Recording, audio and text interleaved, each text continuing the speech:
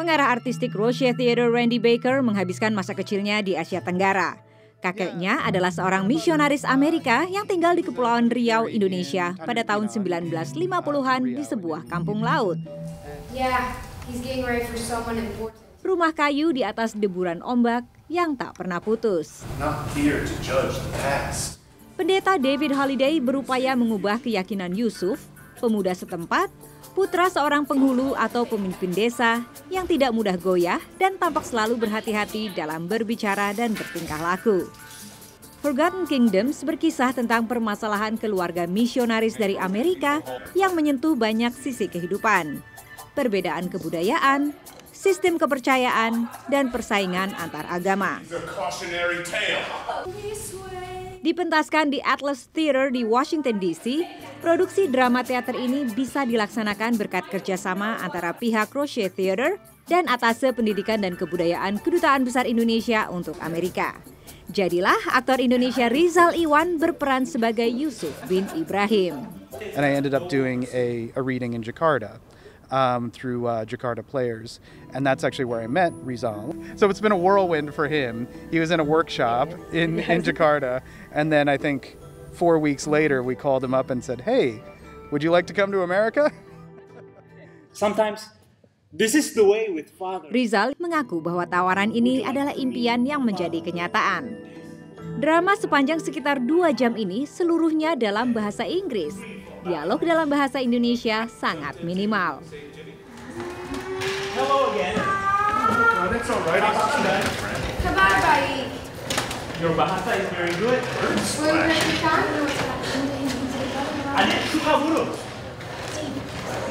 Ada suara-suara di dalam kepala saya. Apa? Mereka seperti burung dalam gelombang. What do you mean? Ada burung di Pulau Songket. Adik pergi ke Songket. Ada beberapa sisi dari Yusuf yang saya bisa identify gitu, dan itu memudahkan proses saya untuk mendalami peran Yusuf gitu. Misalnya tentang hubungannya dengan keluarganya, pertanyaan-pertanyaannya dia tentang kepercayaan, tentang budaya, itu kebanyakan dari pertanyaan-pertanyaan itu juga saya bisa relate gitu. Materi Forgotten Kingdoms cukup sensitif. Sutradara Carol Gabriel mengatakan bahwa ia banyak belajar karena ia tidak tahu sama sekali tentang Indonesia serta tidak paham dengan kehidupan seorang misionaris. Ia mengaku harus berhati-hati dalam mengarahkan Rizal. I'm trying to strike the balance between making sure that I absorb as much as I can from him about Indonesian culture without making him a token of Indonesia, also being respectful of the fact that of course there are many people from Indonesia and many types of people and that he's not the singular representative of all people. Walaupun masih sering merasa aneh dengan label aktor, namun Rizal senang dengan posisinya sekarang. Keterlibatannya dalam beberapa produksi teater komunitas Jakarta Players sejak 2011 telah membantunya mendaratkan kaki di Washington DC. Dan walaupun kisah Forgotten Kingdoms ini terkesan berbeda antara Barat dan Timur, antara karakter pendeta dan pemuda Muslim, namun keduanya memiliki kesamaan. Problem manusia di mana-mana tuh sama.